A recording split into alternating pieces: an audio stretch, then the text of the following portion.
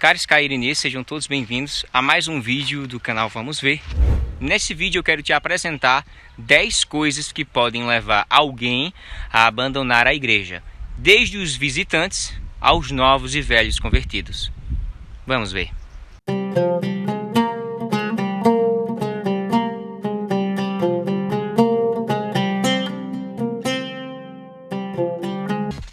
Estou aproveitando uma caminhada para dialogar com você e apresentar essas possíveis 10 coisas que podem levar alguém a abandonar a igreja.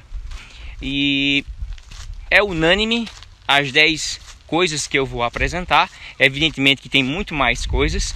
No final do vídeo eu vou mostrar uma única coisa que poderia evitar a saída, o abandono dessas pessoas na igreja, certo? A primeira coisa que pode levar alguém a abandonar a igreja diz respeito ao acolhimento, ou por que não dizer, a ausência do acolher, ou até mesmo a forma de acolher alguém. Nós sabemos que a apatia ao visitante ou ao novo convertido é o principal motivo que leva alguém a não querer mais estar ali fazendo parte da igreja. Em Apocalipse capítulo 3, versículo 20, a palavra do Senhor nos diz o seguinte: eis que estou à porta e bato. Se alguém ouvir a minha voz e abrir a porta, entrarei e cearei com ele e ele comigo.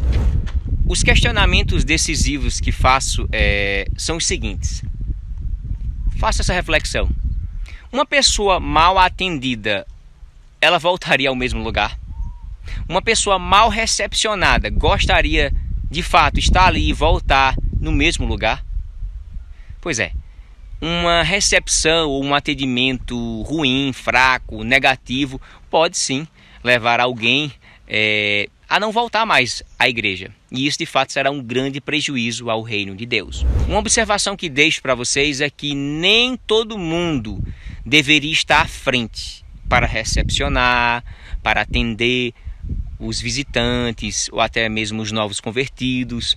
Teria que ser uma pessoa ou algumas pessoas que saibam se comunicar, saibam se expressar, seja uma pessoa de boa, né? Como diz uma forma extra-bíblica, uma pessoa de boa áurea, de alma cativante, que venha de fato atrair e não repelir, que venha proporcionar segurança ou até mesmo prazer, né? Não desdenho ou repulsa.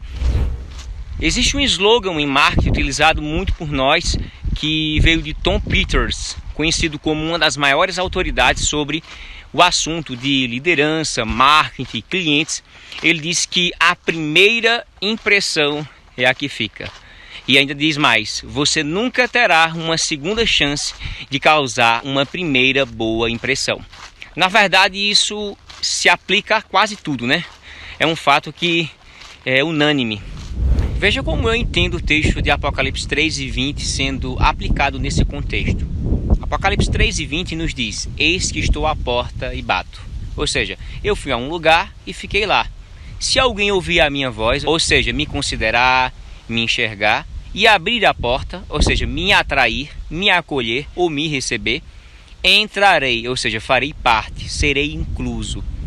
E eu cearei com ele, ou seja, eu terei o maior prazer de ter comunhão com quem me abraçou, me acomodou, me amparou, e ele comigo, ou seja, a mesma ação será recíproca ou mútua, nada de fingimento ou falsidade. A segunda coisa diz respeito à linguagem. A linguagem de um modo geral, seja em cima do púlpito, entre os irmãos ou entre os ímpios.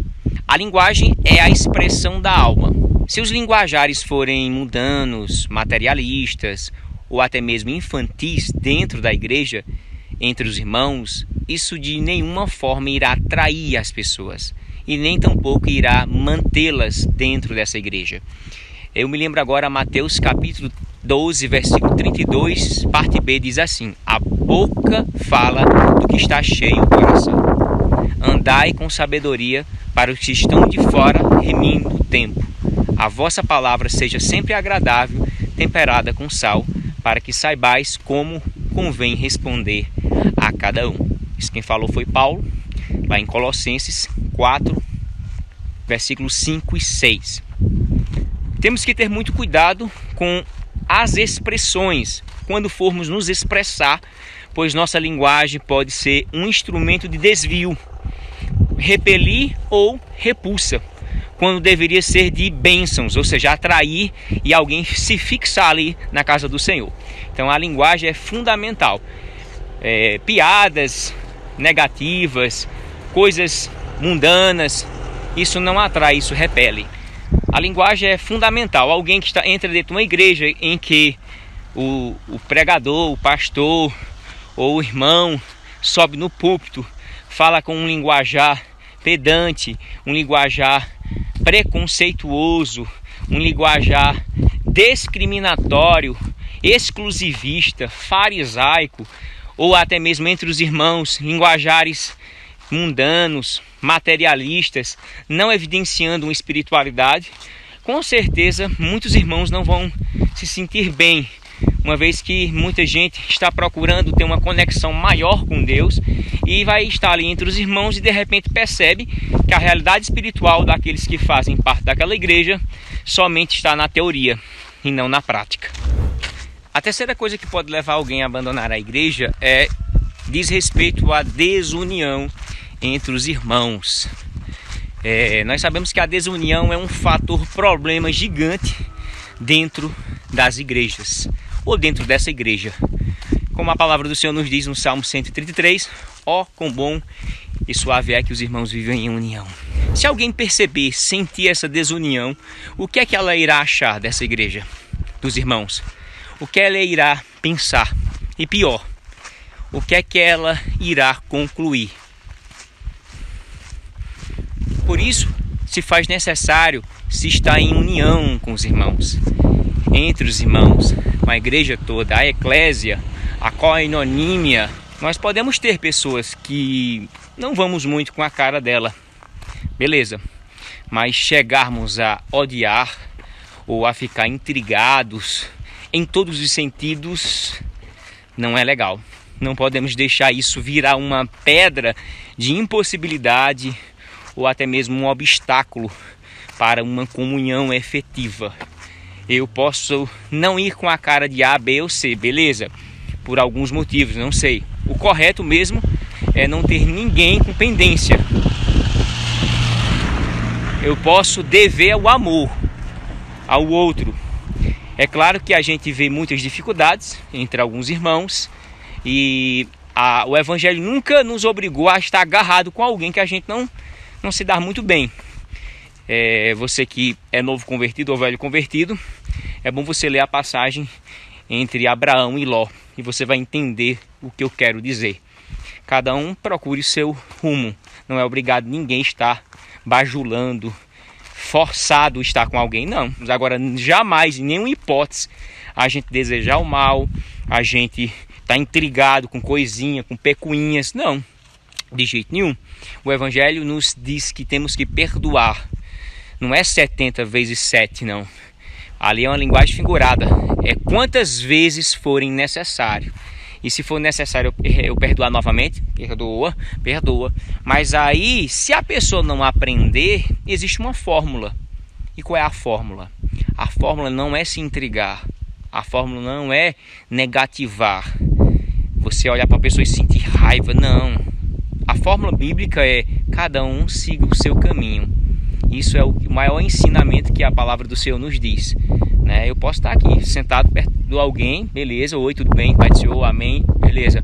Mas não é obrigado a estar agarradinho, com falsidade, ou falando mal de A, B ou C, não. Isso aí para mim é imaturidade, falta de vida no altar. Nós devemos amar uns aos outros. O mais importante é isso, amar uns aos outros. Amar até mesmo os nossos inimigos. E principalmente os irmãos que a gente tem dificuldades de nos interagir, de ter comunhão.